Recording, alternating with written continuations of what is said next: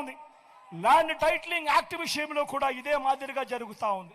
ప్రతి ఒక్కరికి మెసేజ్లు పంపిస్తూ ఉన్నాడు, ప్రతి ఒక్కరికి కూడా ఫోన్లు చేసి చెప్తా ఉన్నారు మీ భూములు జగన్ కాజేస్తాడు అని. అయ్యా చంద్రబాబు, జగన్ ఎలాంటి వాడో నీకు తెలియదేమో, కానీ ఈ రాష్ట్రంలో ఉన్న ప్రతి పేదకు తెలుసు జగన్ ఎలాంటి వాడో అని చెప్పి ఈ సందర్భంగా చెప్తా ఉన్నా. జగన్ భూములు ఇచ్చేవాడే కానీ జగన్ భూములు లాక్కునేవాడు కాదు నీ మాదిరిగా అని చెప్తా ఉన్నాడు. ఈరోజు అసలు ల్యాండ్ టైటిలింగ్ యాక్ట్ అంటే ఏమో చంద్రబాబు నాయుడు గారికి తెలుసా అని అడుగుతా ఉన్నాడు మీ జగన్. అసలు ల్యాండ్ టైటిలింగ్ యాక్ట్ అనంటే దాని అర్థం ఏమిటో తెలుసా?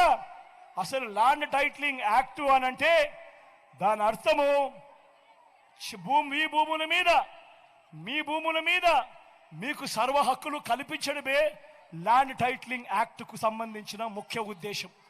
మీ భూములు 100 సంవత్సరాల కిందట సర్వే జరిగింది, బ్రిటిషర్లు ఉన్నప్పుడు సర్వే జరిగింది. దాని తర్వాత ఏ ఒక్కడు కూడా సర్వే చేసిన పరిస్థితులు లేవు.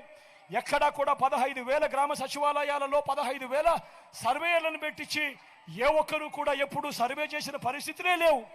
ఆ పరిస్థితులు లేక భూములన్నీ కూడా సబ్ డివిజన్ జరక్క, భూముల కొలతలన్నీ కూడా సరిగ్గా లేక అమ్ముకునేదానికి కొనేదానికి ఇబ్బందులు పడతా ఉన్న పరిస్థితులలో ప్రజలందరూ కూడా కోట్ల చుట్టూ తిరుగుతూ, రెవెన్యూ అధికారుల చుట్టూ తిరుగుతూ వాళ్ళకు డబ్బులు ఇచ్చుకుంటూ ఇబ్బందులు పడతా ఉన్నారు అని చెప్పి ఈ పరిస్థితిని మార్చాలి అని ప్రతి ఒక్కరి భూమి మీద కూడా వాళ్లకు సంపూర్ణ హక్కులు ఇవ్వాలి అని మొట్టమొదటిసారిగా 100 సంవత్సరాల కిందట జరిగిన సర్వేను మళ్ళీ రీసర్వే ప్రతి గ్రామంలోనూ చేయించి వాళ్ళ భూముల మీద సర్వ హక్కులు వాళ్ళకి ఇచ్చేదానికి బౌండరీస్ నాటిచ్చి రికార్డ్స్ అన్ని అప్డేట్ చేసి ఆ పత్రాలన్నీ కూడా రిజిస్ట్రేషన్ చేసి మళ్ళీ ఆ రైతన్నలకు వాళ్ళకే ఇచ్చే కార్యక్రమం జరుగుతూ ఉంది అంటే ఇంత గొప్ప కార్యక్రమానికి చేతనైతే మద్దతు పలకాలి, కానీ దాని మీద కూడా లేనిపోని దుష్ప్రచారాలు ఇవాళ జరుగుతూ ఉన్నాయి.